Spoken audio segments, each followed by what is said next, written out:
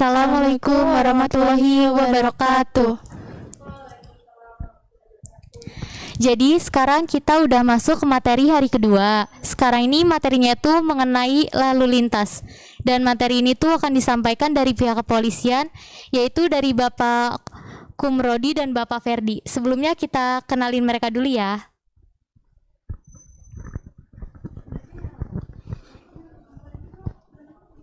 Assalamualaikum warahmatullahi wabarakatuh.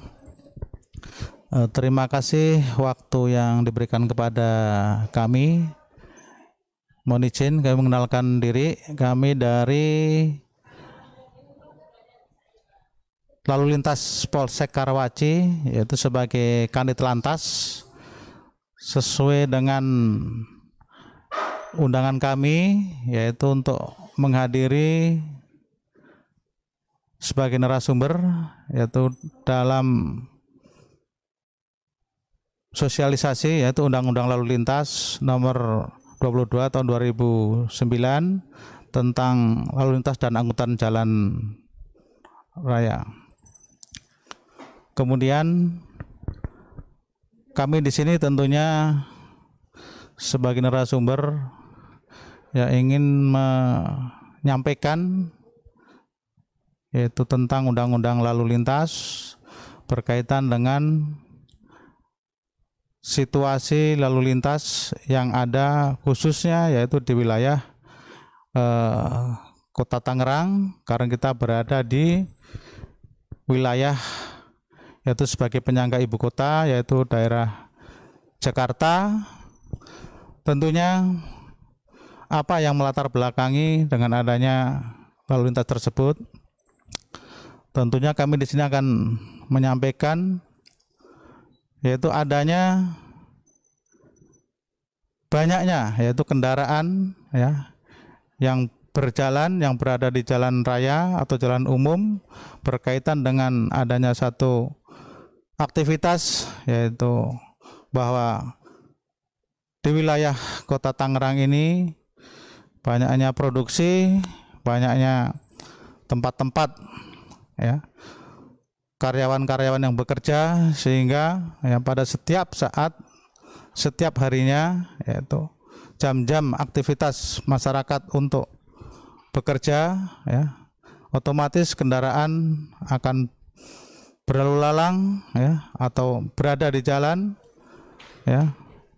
Dengan adanya banyaknya kendaraan tersebut ya, tentunya bagi setiap pengguna jalan ya tentunya harus selalu ya mentaati yaitu tata tertib berlalu lintas, taati yaitu undang-undang lalu lintas yaitu nomor 22 tahun 2009. Di sini banyak sekali ya kalau kita lihat bahwa adanya pengguna jalan ya yang dimungkinkan apa memang mereka belum tahu peraturan atau memang dengan sengaja melanggar. Namun demikian ya fakta di lapangan kenyataannya bahwa terlihat banyak sekali pengguna jalan ya yang melakukan yaitu pelanggaran-pelanggaran ya baik mungkin ya tidak memakai helm atau mungkin berboncengan bertiga atau melakukan pergerakan yang siksak ya sehingga rawan ya terjadinya yaitu yang akan berdampak yaitu kecelakaan. Namun demikian tentunya ya kami sebagai petugas ya tidak henti-hentinya untuk selalu yaitu melakukan yaitu penertiban ya terhadap setiap pengguna jalan yang telah melanggar ya. Bisa ya dilakukan yaitu teguran atau mungkin dilakukan penindakan ya sesuai dengan pasal yang dilanggarnya yaitu dilakukan penilangan ya. Namun demikian tentunya ya dengan adanya penindakan tersebut ya mudah-mudahan ya menjadikan satu efek jerah bagi setiap pengguna jalan yang melakukan pelanggaran tersebut. Ya. Harapan daripada kami yaitu selaku petugas, ya, masyarakat ya, selalu mentaati tata tertib berlalu lintas sehingga di dalam perjalanannya ya dalam keadaan yaitu lancar, kemudian selamat ya, nyaman ya, yaitu yang dirasakan oleh masyarakat ya tentunya bisa menjadikan satu contoh ya pada saat ibaratnya keberadaan yaitu berlalu lintas di jalan, sehingga tidak terjadi adanya hal dengan yaitu yang lebih berpotensi terjadinya kecelakaan lalu lintas. Namun demikian ya terlihat bahwa dengan adanya pelanggaran tersebut ya yang berpotensi lalu lintas, fakta real yaitu adanya kejadian atau jumlah kecelakaan lalu lintas ya yang ada di wilayah Kota Tangerang tahun 2020 jelas sekali di situ jumlahnya dari Januari sampai Juni yaitu ada 47 kejadian kecelakaan lalu lintas, kemudian jumlah yang meninggal ada 2, luka berat ada 32, luka ringan ada 18, jumlah korban 52. Tentunya dengan adanya melihat jumlah kecelakaan tersebut ya, kami menghimbau kepada seluruh pengguna jalan ya agar selalu tertib atau mentaati peraturan berlalu lintas. Sekecil apapun ya pelanggaran yang ada di perjalanan ya tentunya akan berdampak yang lebih besar lagi apabila tidak ditaati, sehingga sekecil apapun juga ya yang dia tidak langgar ya akan menyelamatkan terhadap dirinya. Ya mungkin sementara itu saja yang bisa saya sampaikan. Terima kasih. Wassalamualaikum warahmatullahi wabarakatuh.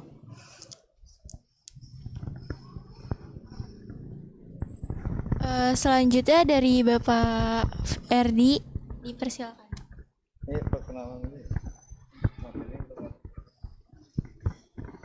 Bismillahirrahmanirrahim.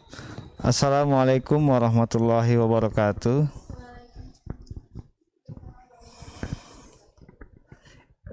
Izin memperkenalkan, saya Aibda Muhammad Ferdiansyah Sarjana Hukum. Saya berdinas di Polsek Karawaci sebagai Babin Kaptimas, yaitu Bintara Pembina Masyarakat di Kelurahan Karawaci Baru. Adanya saya di sini untuk pembinaan di Kelurahan Karawaci Baru menyangkut tentang pemeliharaan keamanan masyarakat. Dan kami bekerja sama dengan 3 pilar, yaitu instansi terkait, tentara atau yang mewakili itu Babinsa, Koramil, pemerintah, kelurahan, dan kepolisian Babin Kaptimas. Saya berdinas di sini kurang lebih baru 7 bulan dan ingin menyapa adik-adik sekalian yang berada di SMA Islamic Center ya. Salam kenal dari saya Babin Kaptimas Aibda Muhammad Ferdiansyah.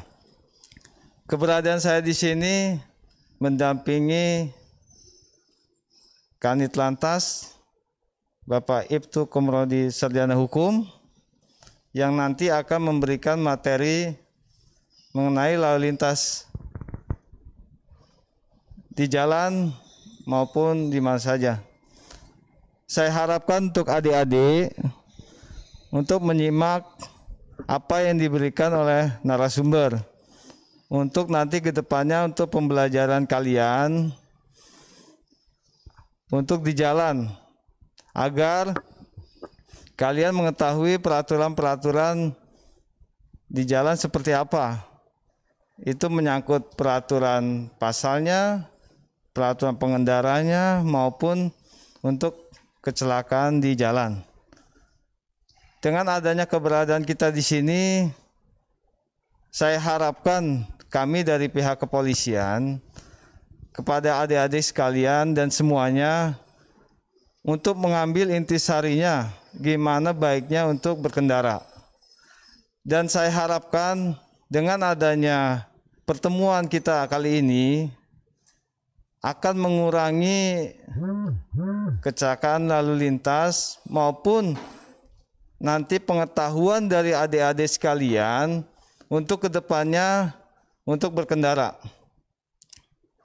Dan apabila nanti ada pertanyaan silakan untuk dipertanyakan dan kita akan jawab. Mungkin itu saja dari saya. Kurang lebihnya, wassalamualaikum warahmatullahi wabarakatuh.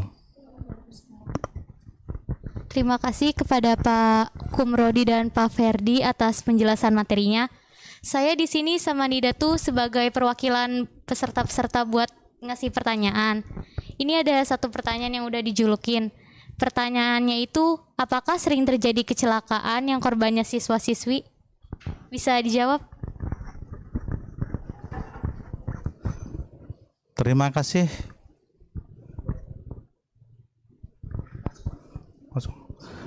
Ya, terima kasih ya atas pertanyaannya yang cukup bagus sekali, yaitu apakah sering terjadi kecelakaan yang korbannya siswa-siswi? Tentunya ini akan kami jawab real, Pak ya, atau adik-adik sekalian. Dari sekian banyak korban kecelakaan lalu lintas, di antaranya yaitu dilakukan oleh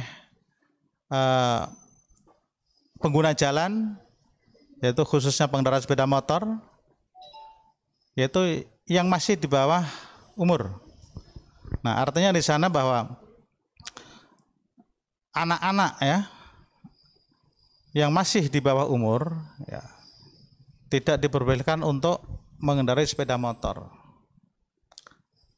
Karena apa?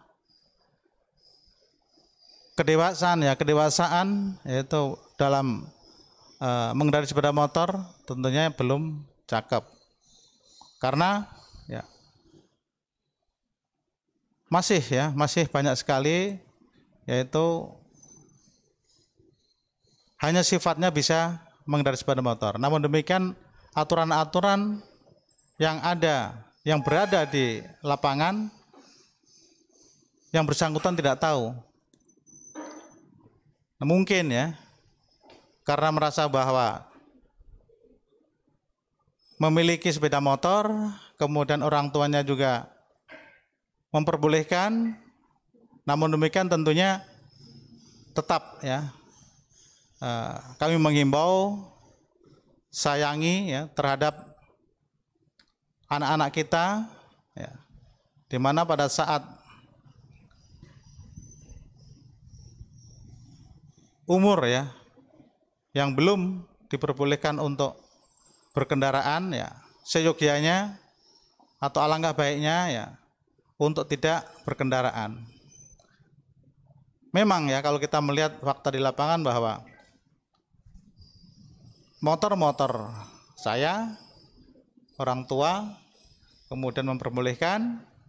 Namun demikian tentunya kita harus tetap selalu mengingatkan selaku orang tua bahwa anak istilahnya masih dalam pengawasan, ya, karena kedewasaannya belum ada, sehingga pada saat mengendarai kendaraan di jalan umum mereka terlihat ya berperilaku yaitu buruk atau istilahnya terlihat melanggar.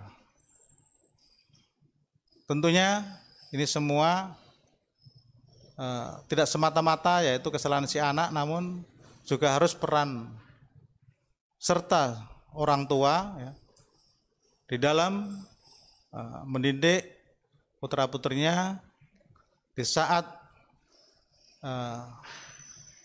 berkendaraan ya, seyogyanya ya tidak diperbolehkan ya. Artinya rentan sekali di sana ya, yaitu banyak melanggar, kemudian dapat berpotensi yaitu kecelakaan lalu lintas. Ya mungkin itu yang bisa saya sampaikan.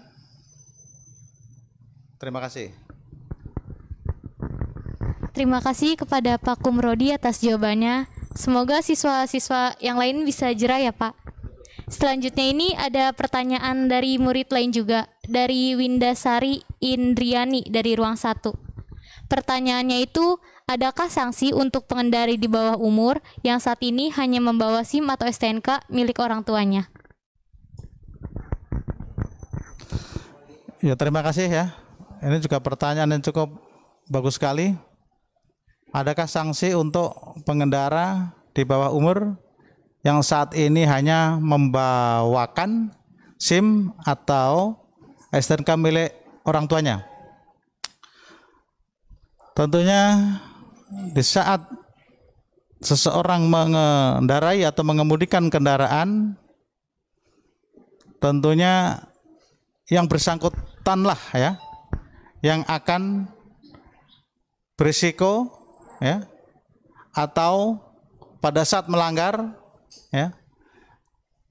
Jadi di saat membawa SIM orang tuanya tentunya tidak berlaku ya, tidak berlaku ya, karena SIM orang tuanya itu bukan sebagai kepemilikannya ya pada saat mengendarai kendaraan sepeda motor. Artinya bahwa SIM ya diperuntukkan untuk yang bersangkutan atau dibawa oleh orang lain ya tentunya tidak benar ya. Apalagi pengendaranya ini masih di bawah umur, karena orang tuanya mungkin membolehkan kemudian dibawakan SIM, tentunya ini tidak benar. Nah, kami berharap ya dari pihak kepolisian ya apabila sudah berumur 17 tahun ya seyogyanya putra-putri atau dibuatkan ya yaitu SIM ya atau SIM C, sehingga pada saat membuat SIM tersebut ya di pihak kepolisian nanti di sana tentunya yaitu diberikan satu tata tertib ya atau aturan-aturan yang terkaitan dengan yaitu berlalu lintas, sehingga pada saat nantinya berkendaraan yang bersangkutan akan selalu mentaati peraturan lalu lintas tersebut, sehingga tidak terjadi ya hal-hal yang tidak diinginkan seperti melanggar, kemudian terbiasa melanggar ya, akhirnya berpotensi atau berdampak yang lebih tinggi yaitu kecelakaan lalu lintas. Itu yang tidak diharapkan. Demikian, Pak. Terima kasih Pak. Lanjut, ini ada pertanyaan ketiga lagi dari M. Andika Abiansyah ruang 2. Bagaimana cara untuk menghindari terjadinya kecelakaan di kalangan remaja siswa-siswi?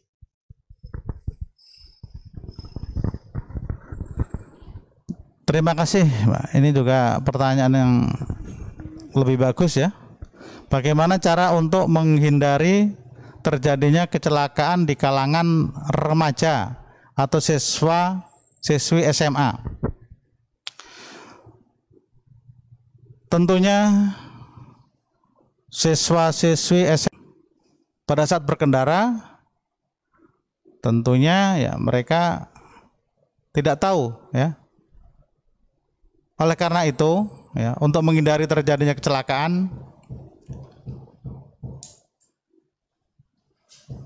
harus ya tahu yaitu tata tertib berlalu lintas, tentunya mengacu yaitu ke undang-undang ya, ke undang-undang lalu lintas yaitu nomor 22 tahun 2009 yaitu tentang lalu lintas dan angkutan jalan. Namun demikian tentunya kalau kita lihat ya, pada saat di lapangan jangan sampai pada saat berkendara melanggar.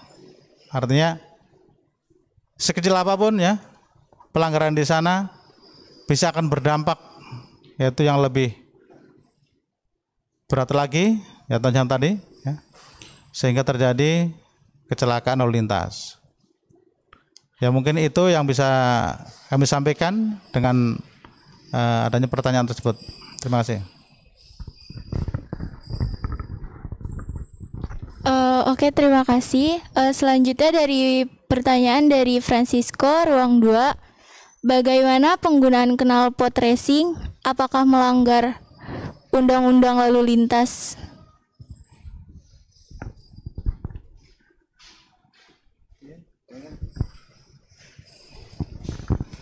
Ya terima kasih ya. Ini pertanyaan juga cukup bagus ya. Bagaimana penggunaan knalpot racing, apakah melanggar undang lalu lintas? Ya tentunya knalpot racing ini jelas ya,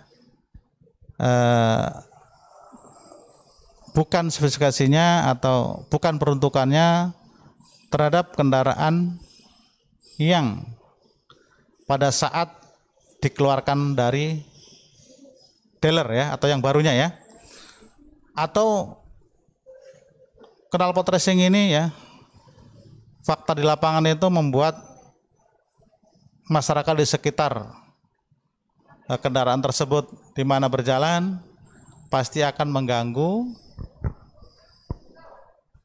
ketertiban ya, bisa juga ketertiban lalu lintasnya, dan juga bisa mengganggu kebisingan daripada knalpot tersebut ya, sehingga bisa juga ya akan menimbulkan dampak yang lebih besar lagi, yaitu potensi kecelakaan. Karena apa? Knalpot racing ini suaranya jelas ya, bisa 5 kali lipat dari knalpot biasa, sehingga pada saat berjalan di kiri kanan pun ada kemungkinan besar ya mereka tidak akan mendengar ya. Bahkan kendaraannya sudah sampai depan, misalkan suaranya masih di belakang, sehingga ini sangat membahayakan juga ya terhadap kendaraan-kendaraan yang ada di sekitarnya ya, baik juga terhadap dirinya sendiri ya, sehingga knalpot racing tersebut ya tentunya tidak diperbolehkan. Demikian.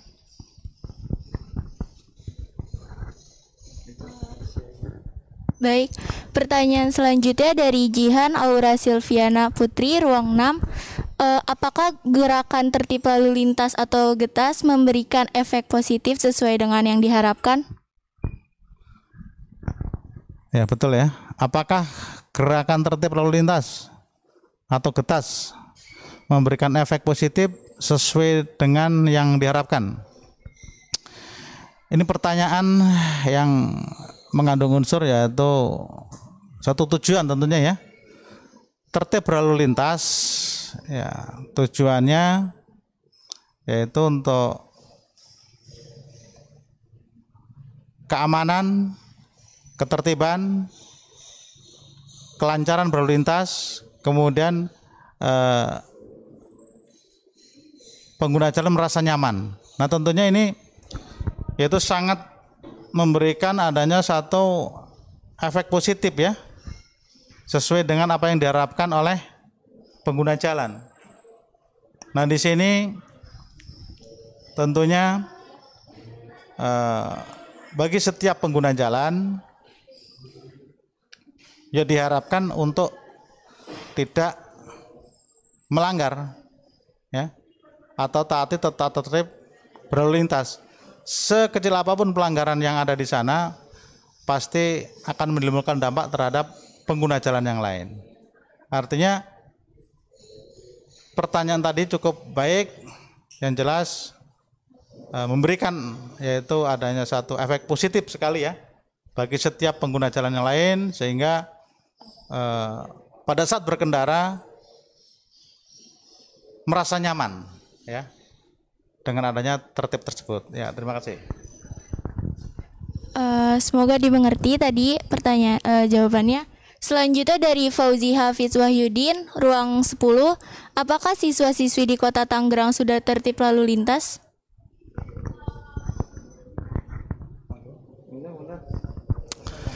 Ya, terima kasih ya. Apakah siswa-siswi di Kota Tangerang sudah tertib lalu lintas?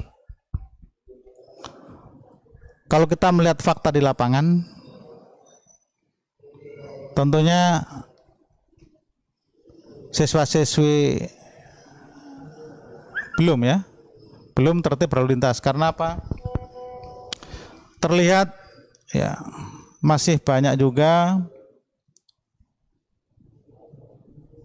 yang tidak pakai helm.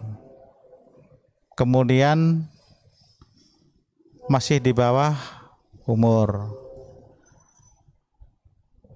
Kemudian adanya yaitu tidak tertib atau siksak. Ya, namun demikian tentunya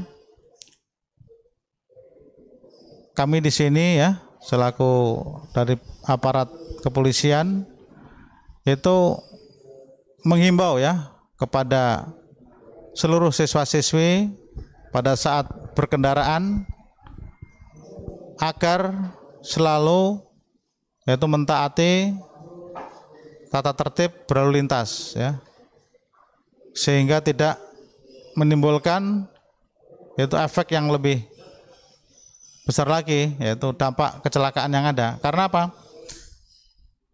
Dari sekecil apapun ketidaktertiban ya berlalu lintas ya pasti akan berdampak melanggar ya, yang kemudian mereka tidak sadar ya dengan adanya pelanggaran tersebut karena tadi faktor ya mungkin masih di bawah umur, belum memiliki SIM ya, terlihat mungkin siksak ya. Nah, tentunya itu akan berdampak ya tadi ya kecelakaan. Itu yang tidak kami harapkan. Demikian. Selanjutnya dari Ayu Karina ruang 5, bagaimana cara mengkontrol emosi jika sedang berkendara di jalan raya? Ya, betul sekali. Ini pertanyaan yang sangat-sangat diharapkan ya oleh semua mungkin pengguna jalan juga. Bagaimana cara mengontrol emosi jika sedang berkendara di jalan raya? Jadi betul sekali ya. Yang pertama jelas ya, pada saat kita mau berkendara atau mengendarai kendaraan sepeda motor ya atau mungkin roda 4, tentunya kita awali dengan diri kita sendiri. Sudahkah diri kita ini dalam keadaan tenang? Artinya pada saat itu kita tidak mengalami mungkin hal-hal ringan, misalkan sakit dan lain sebagainya, atau mungkin punya pikiran-pikiran yang mungkin tidak baik pada saat mau mengendarai, karena ini nanti ada kaitannya yaitu akan berdampak yang lebih besar lagi. Oleh karena itu emosi ya pada saat berkendara ini akan diawali dengan pada saat awal kita mau mengendarai sepeda motor. Kemudian kendaraan pun juga sama ya. Kendaraannya tentunya yang kita pakai pun juga jangan sampai, maaf kata, mungkin kendaraan yang kurang layak atau yang akan berdampak mungkin terjadi hal yang diinginkan pada saat berkendaraan. Kemudian tentunya ya harus tahu peraturannya pada saat berkendaraan, ya. Artinya ya mengacu lagi tadi ya, pelajari juga yaitu Undang-Undang Lalu Lintas ya nomor 22 tahun 2009, sehingga di sana ya tata tertib pada saat kita berkendaraan di jalan ya, khususnya jalan umum ya, kita bisa mencegah sekecil apapun ya adanya mungkin pelanggaran-pelanggaran yang ada. Karena yang berkaitan dengan emosi itu ya tidak semata-mata itu dari diri kita sendiri, namun bisa juga ya karena faktor mungkin barangkali kendaraan yang kita bawa bisa juga. Contoh satu, pada saat kita berada di jalan kemudian melihat rekannya kendaraan lebih bagus, maaf ya, kemudian lebih kencang sehingga kita terpancing istilahnya oleh hal tersebut, kemudian kita juga mengikutinya ya. Namun demikian ya itu tentunya tidak benar ya, atau emosi kita tidak bisa kita kendalikan. Oleh karena itu ya sebaiknya pada saat mengendarai kendaraan sepeda motor ya kita harus dalam keadaan diri atau jiwa yang tenang, tidak mempunyai satu mungkin permasalahan dan lain-lainnya, kira seperti itu. Terima kasih. Baik, terima kasih Pak atas penjelasannya. Selanjutnya ada pertanyaan lagi dari Saskia Aulia Rizkiani dari ruang 5. Siapa yang paling bertanggung jawab atas anak di bawah umur yang mengemudi mobil atau kendaraan bermotor ke sekolah? Ya betul ya. Pertanyaannya siapa yang paling bertanggung jawab atas anak di bawah umur mengemudi mobil atau berkendaraan bermotor ya ke sekolah. Anak di bawah umur ya tentunya masih dalam pengampuan pengawasan orang tua. Ya. Ya kemudian ya tadi ya karena sudah punya mobil anaknya mengemudikan mobil, demikian ya. Tuh. Kemudian di saat berkendara siapa yang bertanggung jawab? Nah, pada saat berkendaraan atau berkendara atau mengemudikan ya tentunya ya yang bersangkutan pada saat mengendarai. Namun demikian tentunya di saat terjadi hal-hal yang tidak diinginkan ya orang tua pun tentunya juga ikut berada di dalamnya, ikut bertanggung jawab juga. Ya, artinya seharusnya tidak diperbolehkan, namun mereka juga memperbolehkan. Nah di sini ya, karena masih anak di bawah umur, sehingga orang tua mungkin tidak sayang terhadap putra putrinya, ya. Apabila mungkin terjadi hal-hal tidak diinginkan, tentunya yang rugi ya semuanya ya, baik anak maupun juga orang tuanya. Namun dalam hal ini tentunya bertanggung jawab ya orang tuanya sebagai pengampu ya, orang tuanya sebagai pengampu ya dalam pengawasan tersebut ya, sehingga tidak terjadi hal-hal yang tidak diinginkan. Mungkin itu, Mbak. Terima kasih Pak, cukup banyak ya pertanyaannya. Selanjutnya itu dari Raffi Atalar dari ruang 7, apakah kartu pelajar bisa menggantikan SIM bagi pelajar yang masih di bawah umur? Ya, pertanyaan real ya. Apakah kartu pelajar bisa mengganti SIM ya? Ya, namanya SIM kan berarti surat izin mengemudi ya, mengemudi. Oleh karena itu tidak diperbolehkan ya bentuk surat apapun sebagai pengganti SIM. Ya berarti termasuk kartu pelajar, mungkin kartu-kartu yang lain. Ya tentunya tidak diperbolehkan. Ya tentunya SIM yang dikeluarkan dari pihak kepolisian. Mungkin itu. Jadi kalau kayak gitu tuh kira-kira apakah akan ada perencanaan SIM khusus pelajar? SIM khusus pelajar ya, sampai saat ini belum ada.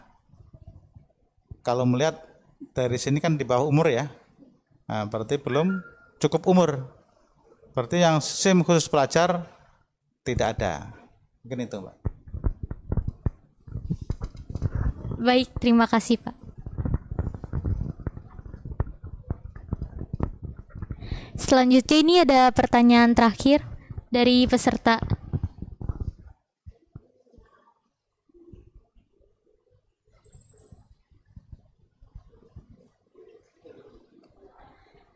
Sekarang ini kan lagi masa pandemi, terus juga di Kota Tangerang tuh masih diterapin PSBB. Ini ada yang nanya nih Pak, sampai kapan PSBB di Kota Tangerang diperpanjang Pak?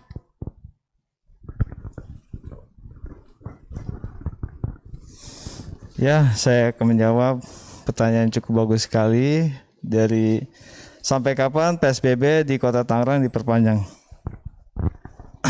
Oke. Saya bisa menjawab, mungkin saya agak nambahin sedikit ya masalah tadi tentang lalu lintas. Tadi sudah cukup bagus, cukup banyak, cukup jelas. Jadi saya hanya menjelaskan dari segi aspek binamas ya, pembinaan dari masyarakat. Jadi yang saya sampaikan, saya sebagai pembina yang saya temukan untuk adik-adik sekalian, pelajar yang mengendarai kendaraan bermotor, dan yang saya lihat dan perlu saya luruskan, saya di lingkungan Karawaci Baru ini melihat masih banyak siswa atau siswi yang memang mengendarai sepeda motor ini bonceng 3. Ini jelas tidak boleh. Saya tekankan lagi, ini jelas tidak diperbolehkan. Dan kami selaku kepolisian akan menindak tegas berupa penilangan dan peneguran itu. Dan ada juga yang mengendarai tidak memakai helm ya. Ini Mbak Widya ya, Mbak ini. Tidak memakai helm. Ini jelas juga tidak diperbolehkan. Dan apalagi siswa-siswi ini tidak memiliki SIM karena pada saat sekolah ini belum 17 tahun dan tidak memiliki KTP. Salah satu syarat untuk membuat SIM itu sudah cukup umur dan dibuktikan melalui KTP. Artinya siswa-siswi sekalian ini tidak diperbolehkan untuk mengendarai sepeda motor. Kalau sudah memiliki SIM, silakan, boleh, tapi dengan aturan.